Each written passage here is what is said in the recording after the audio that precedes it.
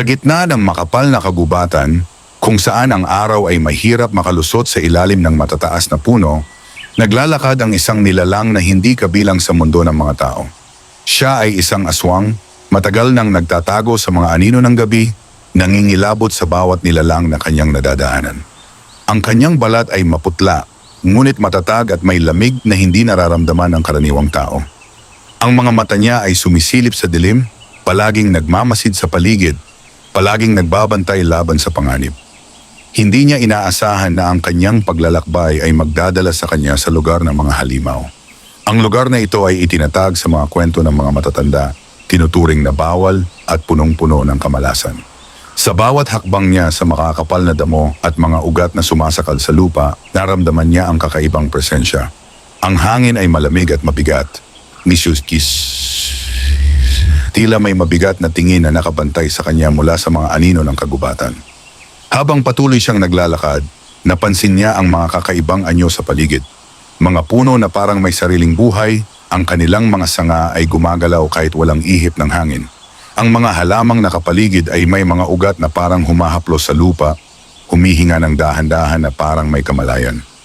Ang bawat hakbang ng aswang ay tila sinusukat, bawat galaw ay pinagmamasdan. Sa kabila ng takot at pangamba, may kakaibang pananabik sa puso ng aswang. Hindi siya sanay sa ganitong kapaligiran, ngunit naramdaman niya na may higit na kapangyarihan sa lugar na ito, mas malakas kaysa sa anumang nilalang na kanyang nakaharap. Ang kanyang mga paa ay nagpatuloy sa paglakad, hindi alam kung ang kanyang direksyon at may tama o mali, ngunit alam niyang hindi siya maaaring huminto. Sa isang maliit na clearing, biglang lumitaw ang isang nilalang. Hindi ito katulad ng tao, ngunit hindi rin katulad ng karaniwang halimaw na naririnig sa mga kwento. Mataas ito, may balat na tila bato, at may mga mata na nagliliwanag sa dilim. Tumitig ito sa aswang, at sa unang pagkakataon, naramdaman ng aswang ang kanyang sariling takot. Ang halimaw na ito ay hindi simpleng nilalang, siya ay tagapangalaga ng lugar, at ang presensya niya ay nagbigay babala sa lahat ng pumapasok sa kanyang teritoryo. Ang aswang ay huminto, ang kanyang mga galaw ay nagiging dahan-dahan, sinusubukan niyang basahin ang intensyon ng halimaw. Walang salita ang nagpalitan, ngunit sa bawat titig, naramdaman niya ang kapangyarihan na hindi kayang baliwalain. Sa kabila ng pangamba, may kakaibang pag-usisa sa puso ng aswang. Ang lugar ng mga halimaw ay punong-puno ng panganib, ngunit may kakaibang pangako rin ng lakas at karunungan, isang bagay na kahit ang kanyang lahi ay bihirang matuklasan.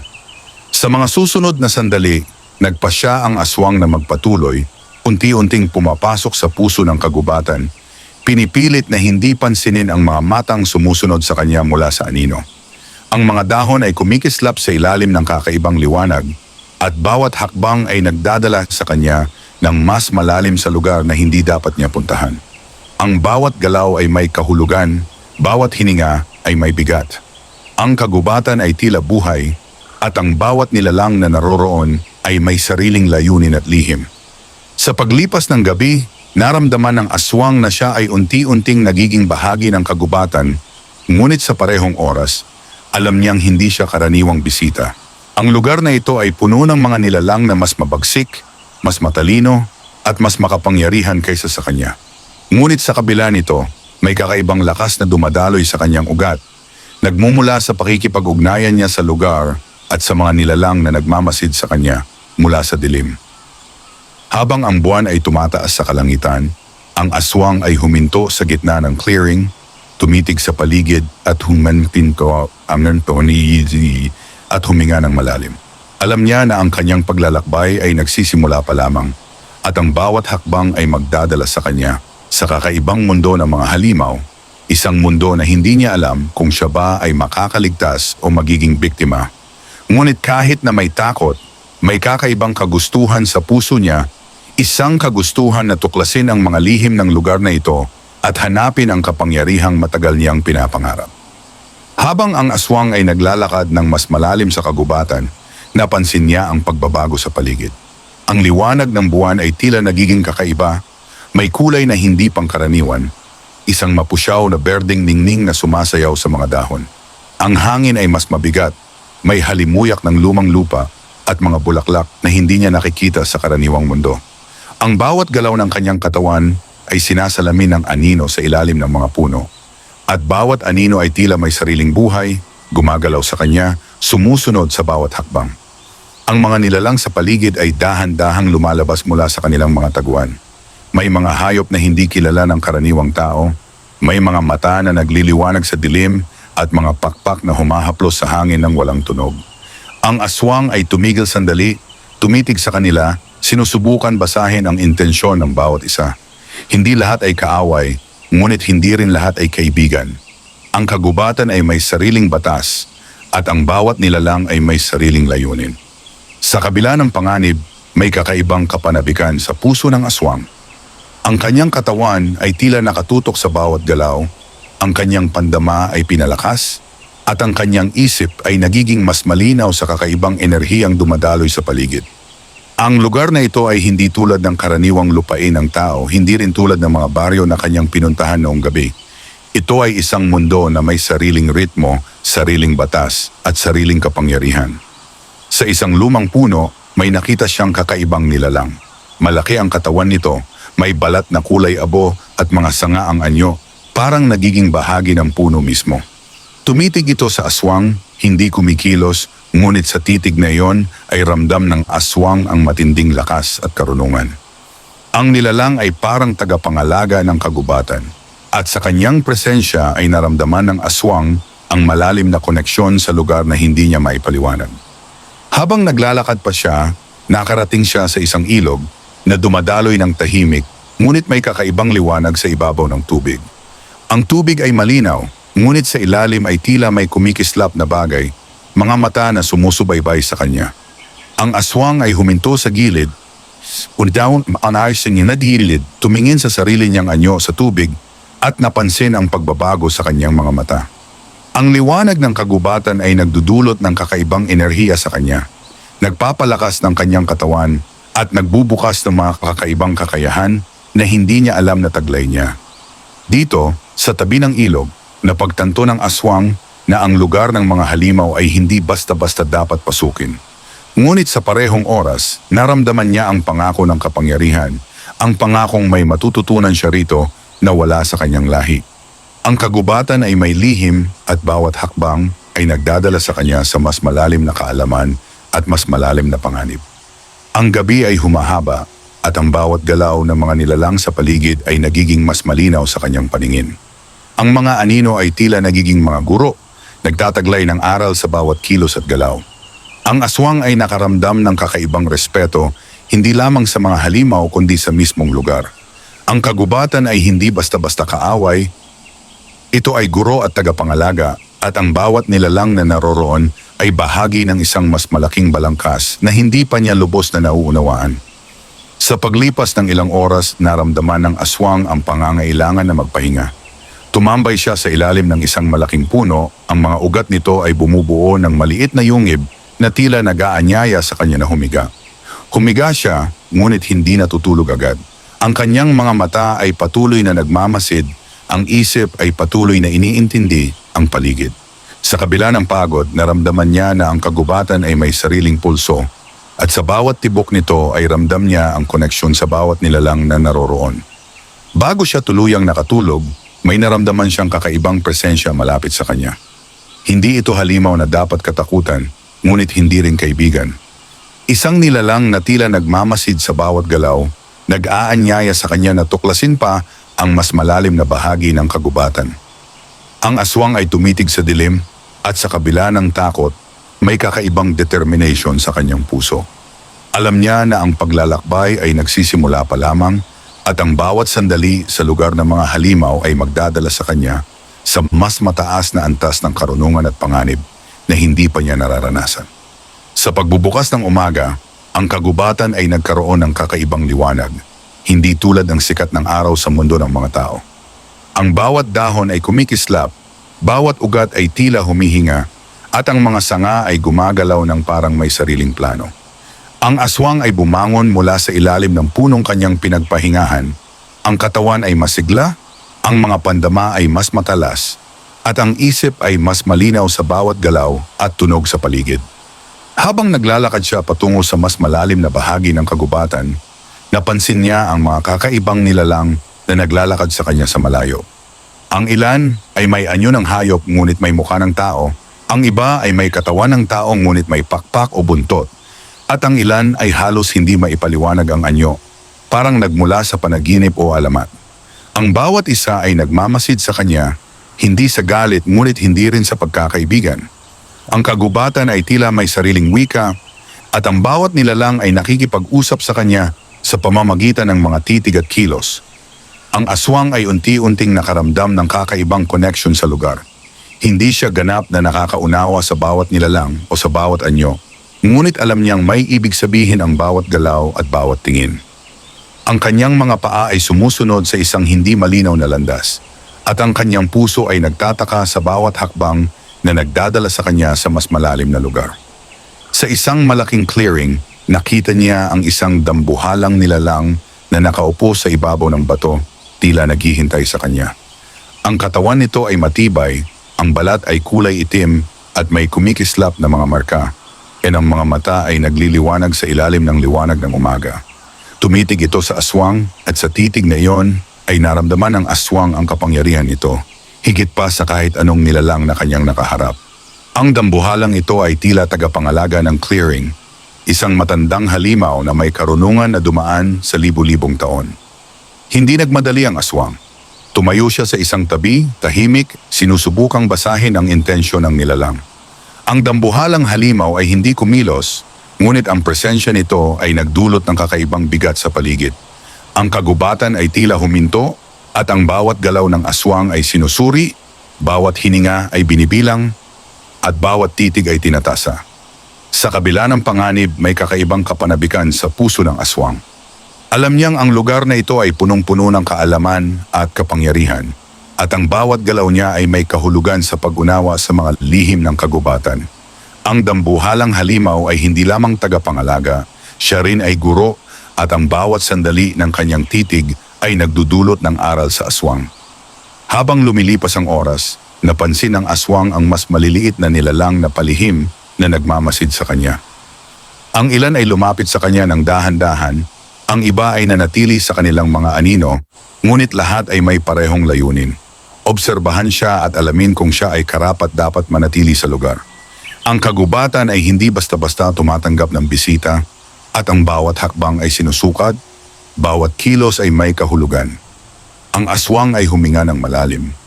Ang katawan ay nakatutok sa paligid, at ang isip ay nagiging mas malinaw sa bawat sandali. Alam niyang ang paglalakbay ay nagsisimula pa lamang, at ang bawat galaw niya ay magdadala sa kanya sa mas malalim na lihim at mas malalakas na halimaw. Ang kagubatan ay isang mundo na may sariling batas, sariling karunungan, at sariling kapangyarihan. At siya ay nagsisimula lamang unti-unting maunawaan ang lugar na kanyang pinasok. Sa pagtatapos ng araw, tumigil ang aswang sa gilid ng isang maliit na lawa. Ang tubig ay kumikislap sa ilalim ng kakaibang liwanag. Tumitig siya sa sarili niyang refleksyon, napansin ang pagbabago sa kanyang mga mata at katawan. Ang enerhiya ng kagubatan ay dumadaloy sa kanyang ugat, nagbubukas ng bagong kakayahan at nagpapalakas ng kanyang katawan at isip. Sa kabila ng panganib, naramdaman niya ang pangako ng kapangyarihan. Bawat hakbang ay nagdadala sa kanya sa mas mataas na antas ng karunungan at panganib na hindi pa niya nararanasan. Sa pagbabalik ng gabi, ang kagubatan ay nag-iba muli ang anyo. Ang mga anino ay mas mahaba, ang mga dahon ay tila kumikilos sa sariling ritmo, at ang hangin ay may kakaibang lamig na dumadaloy sa balat ng aswang. Ang bawat hakbang ay nagdudulot ng tunog sa ilalim ng mga tuyong dahon, ngunit walang tunog ang nakarating sa kanyang pandinig. Ang lugar ay tila nakikipaglaro sa kanyang pandama, sinusubok ang kanyang kakayahan na makaramdam at makakita sa gitna ng dilim. Ang aswang ay naglakad patungo sa mas malalim na bahagi ng kagubatan, ang katawan ay nakatutok sa bawat galaw, ang mga mata ay nagmamasid sa bawat anino. Sa bawat pag-ikot ng kanyang ulo may napapansin siyang kakaibang nilalang na mabilis lumipat sa pagitan ng mga puno, nagtatago at lumilitaw sa kanyang paningin. Ang ilan ay may mukha ng tao ngunit katawan ng hayop, ang iba ay may pakpak at buntot, ang ilan ay halos hindi maipaliwanag ang anyo, parang nagmula sa mga panaginip o alamat na matagal nang nakalimutan. Sa isang clearing, nakita niya ang isang ilog na dumadaloy sa gitna ng kagubatan. Ang tubig ay malinaw, ngunit may kumikislap na mga mata sa ilalim, sumusubaybay sa kanya sa bawat galaw. Tumayo siya sa gilid, tumingin sa sarili niyang anyo sa tubig, at napansin ang pagbabago sa kanyang katawan. Ang enerhiya ng kagubatan ay dumadaloy sa kanya, nagpapalakas ng kanyang katawan, at nagbibigay ng kakaibang kapangyarihan na hindi niya naramdaman noon. Habang nakatitig sa ilog, may lumitaw na maliit na nilalang sa tabi niya. Ang balat nito ay kulay berde at ang mga mata ay kumikislap, parang nagtataglay ng lihim na kaalaman. Tumitig ito sa aswang at sa titig na iyon, naramdaman niya ang isang mensahe. Ang lugar na ito ay puno ng panganib at aral at bawat galaw ay may kahulugan sa pag-unawa sa lihim ng kagubatan. Hindi nagmadali ang aswang. Tumayo siya, ang mga paa ay handa sa bawat galaw at ang isip ay nakatutok sa paligid. Alam niyang hindi lahat ng nakikita niya ay kaibigan at hindi rin lahat ay kaaway. Ang kagubatan ay may sariling balanse at ang bawat nilalang ay may papel na ginagampanan. Ang bawat galaw ng aswang ay sinusuri, bawat hininga ay binibilang, at bawat titig ay may kahulugan sa mas malalim na pag-unawa sa lugar. Sa gitna ng kagubatan, napansin niya ang isang dambuhalang puno, ang mga sanga ay parang bumabalot sa langit, at ang mga ugat ay lumalawak sa paligid, tila humahaplos sa lupa. Tumayo siya sa harap nito at naramdaman ang kakaibang enerhiya na nagmumula sa puno. Ang mga anino sa paligid ay kumikilos ng may sariling buhay, at ang kagubatan ay tila nagbabantay, tinitingnan kung karapat-dapat ang aswang na manatili sa lugar. Habang lumilipas ang gabi, ang aswang ay nakaramdam ng higit pang lakas. Ang bawat paghinga ay nagdadala ng enerhiya mula sa kagubatan, at ang bawat galaw ay nagbubukas ng mas malalim na connection sa mga nilalang sa paligid. Ang lugar ay punong-puno ng kaalaman, panganib, at kapangyarihan. At ang aswang ay unti-unting natututo kung paano gumalaw sa mundo ng mga halimaw nang hindi nagiging biktima. Sa pagtatapos ng gabi, tumambay siya sa tabi ng ilog, tumitig sa tubig at nag-isip. Alam niyang ang paglalakbay ay nagsisimula pa lamang at ang bawat hakbang ay magdadala sa kanya sa mas mataas na antas ng panganib at kaalaman. Ang kagubatan ay buhay at siya ay unti-unting nagiging bahagi nito habang patuloy na tinutuklas ang mga lihim ng lugar ng mga halimaw. Ang mga araw ay lumilipas at ang kagubatan ay nagiging mas malinaw sa pandama ng aswang. Ang bawat tunog ay may kahulugan, bawat galaw ng mga sanga at dahon ay nagbibigay ng impormasyon, at ang bawat nilalang na kanyang nakikita ay may sariling layunin. Ang katawan niya ay mas malakas, ang mga mata ay mas matalim, and ang isip ay nakatutok sa bawat detalye sa paligid. Habang naglalakad siya sa mas malalim na bahagi ng kagubatan, napansin niya ang isang maliit na nayon, hindi tulad ng nayon ng tao, kundi punong-puno ng kakaibang anyo ng mga halimaw. Ang mga bahay ay gawa sa matibay na kahoy at mga ugat ng puno. Ang mga bintana ay kumikislap, at ang mga nilalang na nakatira dito ay may kakaibang anyo.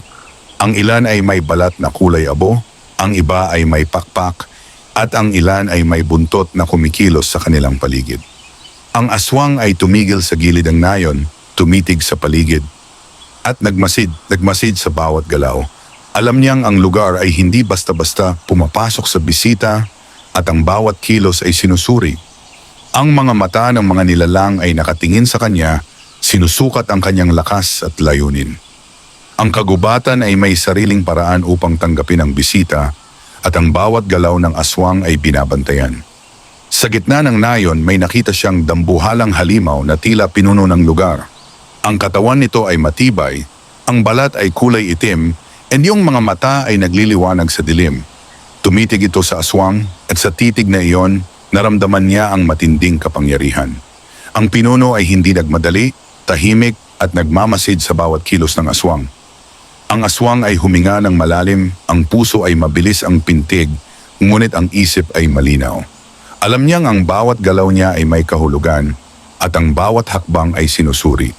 Hindi siya pumasok sa nayon ng basta-basta at hindi rin siya magpapadala sa takot. Ang kagubatan at ang mga nilalang dito ay may sariling balanse at siya ay unti-unting natututo kung paano gumalaw sa mundong ito. Habang naglalakad siya sa paligid ng nayon, napansin niya ang mga maliit na nilalang na nagtatago sa anino, sumusubaybay sa kanya at nagtatasa kung siya ay karapat-dapat manatili. Ang ilan ay lumapit ng dahan-dahan. Ang iba ay nanatili sa kanilang lugar, ngunit lahat ay nagmamasid. Ang aswang ay nakaramdam ng kakaibang respeto at takot sa parehong oras. Ang lugar ay hindi basta-basta kaaway ni Baam Tiarepoim, ngunit hindi rin ganap na kaibigan. Sa gitna ng gabi, naramdaman ng aswang ang pangangailangan na tuklasin pa ang nayon. Ang bawat bahay, bawat puno at bawat nilalang ay may lihim na dapat matutunan. Ang kagubatan ay hindi lamang naglalaman ng panganib, kundi nag-aalok rin ng kaalaman at kapangyarihan sa mga handang matuto. Ang aswang ay nagpatuloy sa paggalugad, tumututok sa bawat detalye at nagtatala sa isip ang bawat karanasan. Sa pagtatapos ng gabi, huminto siya sa gilid ng nayon, tumitig sa mga nilalang na lumalakad sa paligid. At nag-isip, alam niya nang ang lugar ay puno ng lihim at kapangyarihan, at ang bawat hakbang ay magdadala sa kanya sa mas mataas na antas ng panganib at kaalaman. Ang kagubatan at ang nayon ay buhay, at siya ay unti-unting nagiging bahagi nito, habang patuloy na tinutuklas ang mga lihim ng lugar ng mga halimaw. Sa mga sumunod na araw, napansin ng aswang na ang kagubatan ay nagiging mas buhay, hindi lamang sa anyo kundi sa enerhiya na bumabalot sa bawat sulok. Ang bawat halaman, puno at ugat ay parang may sariling pulso, at ang bawat nilalang na nakatira rito ay may sariling layunin at kapangyarihan. Ang katawan ng aswang ay nakasanayan na ang bawat hakbang sa mabuhanging lupa, bawat paglukso sa pagitan ng mga ugat, at bawat pag-iwas sa mga lihim na panganib. Habang naglalakad siya sa gilid ng isang malaking lawa, napansin niya ang isang kakaibang anyo sa gitna ng tubig. Ang nilalang na ito ay may katawan na parang tao ngunit may mga palikpik at balat na kumikislap sa ilalim ng liwanag ng buwan. Tumigil ang aswang, tumitig sa kanya at naramdaman ang kakaibang enerhiya na dumadaloy mula sa nilalang patungo sa kanya. Ang presensya nito ay hindi banta ngunit nagdudulot ng aral, isang paalala sa kanya na ang bawat galaw sa lugar ng mga halimaw ay may kahulugan. Sa paglipas ng oras, patinubos siya ng this species, nagpatuloy siya sa mas malalim na bahagi ng kagubatan. Ang mga sanga ay bumabaluktot sa bawat hakbang, ang mga anino ay kumikilos ng may sariling ritmo, at ang bawat tunog ay may kahulugan. Ang aswang ay nakaramdam ng isang kakaibang kapanabikan.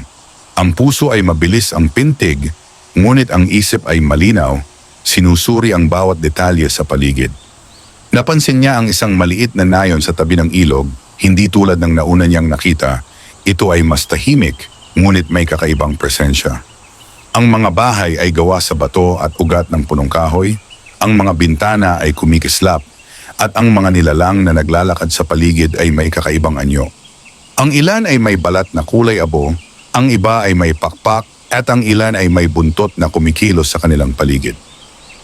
Ang aswang ay tumigil sa gilid ng nayon, sinusuri ang bawat galaw, bawat tingin, bawat galaw ng mga nilalang. Alam niyang ang lugar ay may sariling batas, at ang bawat galaw niya ay sinusubaybayan. Ang kagubatan at ang mga nilalang dito ay may sariling paraan upang tanggapin ang bisita, at ang bawat kilos ay may kahulugan sa mas malalim na pag-unawa. Sa gitna ng gabi, naramdaman ng aswang ang pangangailangan na makipag-ugnayan sa ilan sa mga nilalang. Tumayo siya sa harap ng isang maliit na grupo na may mga mata na kumikislap sa dilim, at kahit walang salita ang nagpalitan, ang mensahe ay malinaw. Ang lugar ay puno ng aral at panganib, at ang bawat galaw ay may kahulugan sa pag-unawa sa mga lihim ng kagubatan. Ang aswang ay naglakad sa paligid ng nayon, sinusuri ang bawat bahay, bawat upo, na bawat puno at bawat nilalang. Ang bawat sandali ay nagdadala ng bagong kaalaman at bagong kapangyarihan. Ang kagubatan at ang mga halimaw nito ay hindi basta-basta kaaway. Hindi ngunit hindi rin ganap na kaibigan. Ang lugar ay guro, tagapangalaga, hamon sa parehong oras, at ang aswang ay unti-unting natututo kung paano gumalaw sa mundo na may sariling batas at sariling ritmo. Sa pagtatapos ng gabi, huminto siya sa tabi ng lawa, tumitig sa sariling reflection sa tubig at nag-isip.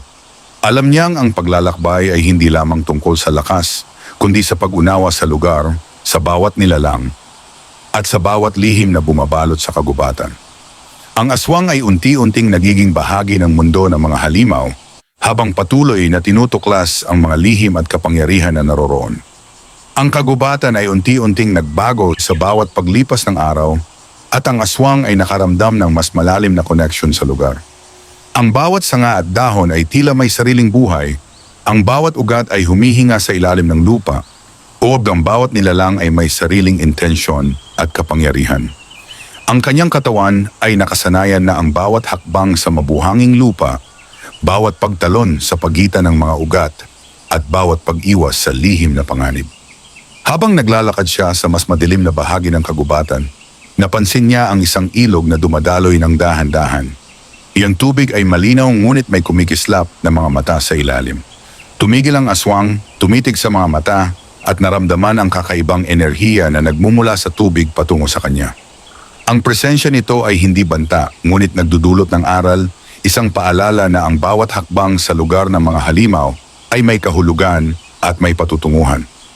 Habang lumalakad siya sa gilid ng ilog, napansin niya ang isang maliit na nayon sa tabi ng kagubatan. Hindi tulad ng mga nauna niyang nakita. Ang mga bahay ay gawa sa bato at ugat ng punong kahoy, ang mga bintana ay kumikislap, at ang mga nilalang na naglalakad sa paligid ay may kakaibang anyo. Ang ilan ay may balat na kulay abo, ang iba ay may pakpak, at ang ilan ay may buntot na kumikilos sa kanilang paligid. Ang aswang ay tumigil sa gilid ng nayon, sinusuri ang bawat galaw, bawat tingin, at bawat kilos ng mga nilalang. Alam niyang ang lugar ay may sariling batas, yan ang bawat galaw niya ay sinusubaybayan. Ang kagubatan at ang mga nilalang dito ay may sariling paraan upang tanggapin ang bisita, at ang bawat kilos ay may kahulugan sa mas malalim na pag-unawa. Sa gitna ng gabi may lumitaw na dambuhalang nilalang sa harap ng aswang. Ang balat nito ay kulay itim at ang mga mata ay nagliliwanag sa dilim. Ang katawan ay matibay at malakas. Tumitig ito sa aswang at naramdaman niya ang matinding kapangyarihan at karunungan nito. Ang dambuhalang halimaw ay hindi nagmadali, tahimik at nagmamasid sa bawat kilos ng aswang. Hindi nagmadali ang aswang. Tumayo siya, nakatutok ang katawan at malinaw ang isip. Alam niyang ang bawat galaw niya ay may kahulugan at bawat hakbang ay sinusuri. Ang lugar ay may sariling balanse at siya ay unti-unting natututo kung paano gumalaw sa mundong ito nang hindi nagiging biktima. Habang lumilipas ang gabi, ang aswang ay nakaramdam ng higit pang lakas at kapanabikan. Ang bawat paghinga ay nagdadala ng enerhiya mula sa kagubatan at ang bawat galaw ay nagbubukas ng mas malalim na koneksyon sa mga nilalang sa paligid. Ang lugar ay puno ng kaalaman, panganib at kapangyarihan, at ang aswang ay natututo kung paano gamitin ang kanyang lakas at talino upang manatili at lumago sa mundo ng mga halimaw. Sa pagtatapos ng gabi, tumambay siya sa tabi ng ilog, tumitig sa tubig at nag-isip. Alam niyang ang paglalakbay ay nagsisimula pa lamang at ang bawat hakbang ay magdadala sa kanya sa mas mataas na antas ng panganib at kaalaman. Ang kagubatan at ang nayon ay buhay at siya ay unti-unting nagiging bahagi nito habang patuloy na tinutuklas ang mga lihim ng lugar ng mga halimaw. Sa paglipas ng mga araw, ang kagubatan ay naging mas masalimuot, mas puno ng lihim at mas mabagsik sa enerhiya. Ang aswang ay nakaramdam ng pagbabago sa kanyang katawan at isipan. Ang bawat hakbang niya ay nagdadala ng higit na kaalaman. Ang bawat galaw ay may connection sa enerhiya ng lugar. Ang kanyang balat ay nakadama ng lamig at init sa parehong sandali. Ang mga mata ay nakakita ng mga anyo na dati ay hindi niya maunawaan at ang isip ay mas malinaw sa mga patak ng enerhiya na dumadaloy sa paligid. Habang naglalakad siya sa gilid ng isang lawa na may tubig na kumikislap sa ilalim ng buwan, napansin niya ang mga kakaibang nilalang sa paligid. Ang ilan ay may balat na parang bato, ang iba ay may mga pakpak na humahaplos sa hangin, at ang ilan ay halos hindi may paliwanag ang anyo. Ang bawat isa ay nagmamasid, sinusukat ang lakas at layunin ng aswang. Ang kagubatan ay hindi basta-basta tumatanggap ng bisita, at ang bawat galaw ay sinusuri, bawat hininga ay may kahulugan. Sa kabila ng panganib, naramdaman ng aswang ang kapanabikan sa puso niya. Ang bawat sanga, bawat ugat, bawat anino ay may kwento at ang bawat kwento ay nagdadala ng aral. Ang bawat paghinga ay nagdadala ng enerhiya mula sa kagubatan. At bawat hakbang ay nagbubukas ng mas malalim na connection sa mga nilalang sa paligid. Habang naglalakad siya sa mas madilim na bahagi ng kagubatan, napansin niya ang isang dambuhalang puno. Ang mga sanga ay bumabaluktot sa hangin at ang mga ugat ay lumalawak sa paligid. Tumayo siya sa harap nito at naramdaman ang kakaibang presensya na nagmumula sa puno. Ang mga anino sa paligid ay kumikilos ng may sariling buhay at ang kagubatan ay tila nagbabantay. Sinusubok ang aswang kung karapat-dapat siyang manatili. Sa gitna ng gabi, may lumitaw na nilalang sa tabi ng puno. Ang balat nito ay kulay itim at ang mga mata ay kumikislap sa dilim. Ang katawan ay matibay at malakas. Tumitig ito sa aswang at naramdaman niya ang matinding kapangyarihan at karunungan. Ang nilalang ay hindi nagmadali, tahimik at nagmamasid sa bawat galaw ng aswang. Ang aswang ay tumayo sa harap nito. Nakatutok ang katawan at malinaw ang isip. Alam niyang ang bawat galaw niya ay may kahulugan at ang bawat hakbang ay sinusuri. Ang lugar ay may sariling balanse at siya ay natututo kung paano gumalaw sa mundo ng mga halimaw nang hindi nagiging biktima. Habang lumilipas ang gabi, ang aswang ay nakaramdam ng higit pang lakas. Ang bawat paghinga ay nagdadala ng enerhiya mula sa kagubatan.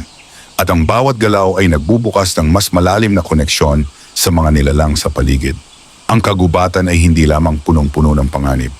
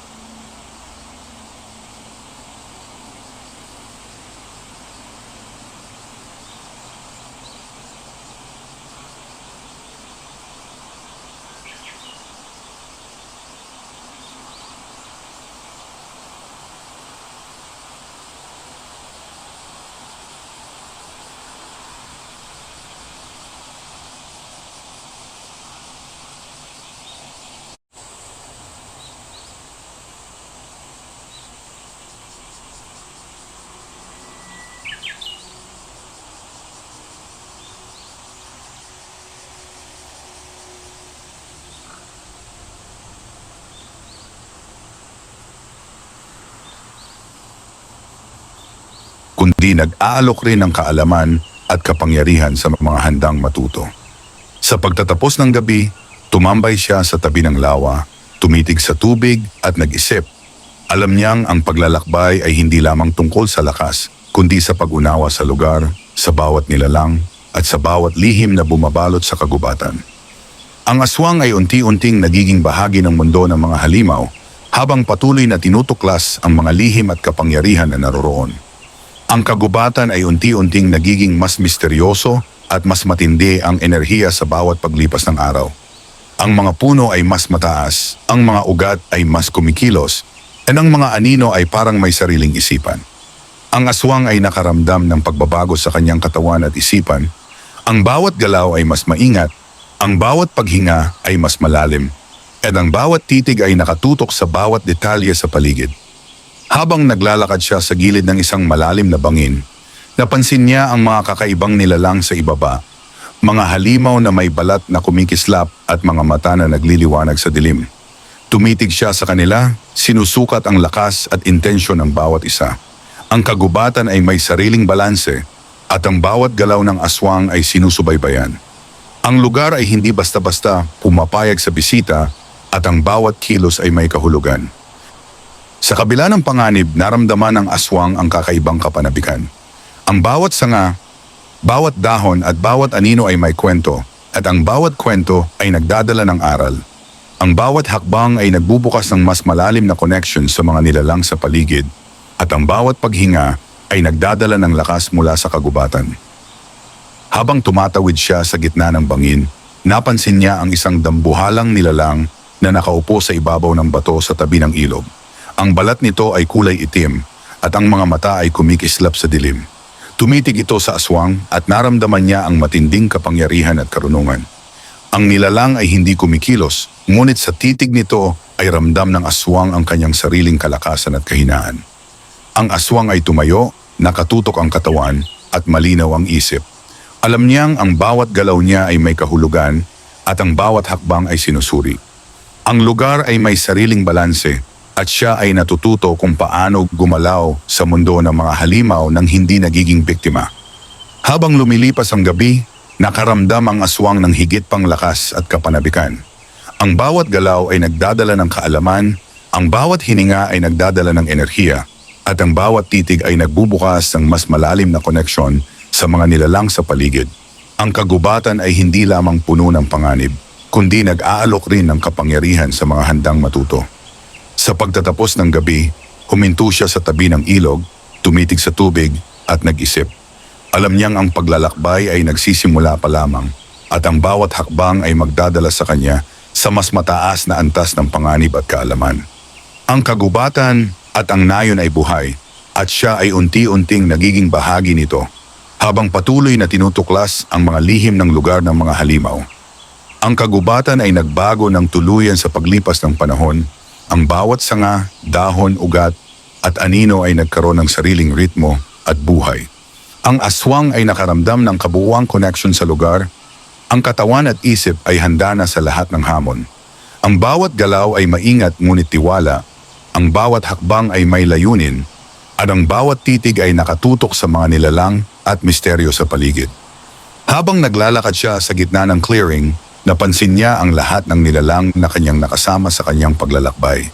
Ang ilan ay may balat na kumikislap, ang iba ay may pakpak, ang ilan ay may buntot, at ang iba ay halos hindi maipaliwanag ang anyo. Lahat ay tumitig sa kanya, sinusuri ang lakas at intensyon ng aswang. Sa unang pagkakataon, naramdaman niya ang ganap na respeto, hindi sa takot kundi sa pagkilala sa kanyang paglalakbay at pag-unawa sa lugar.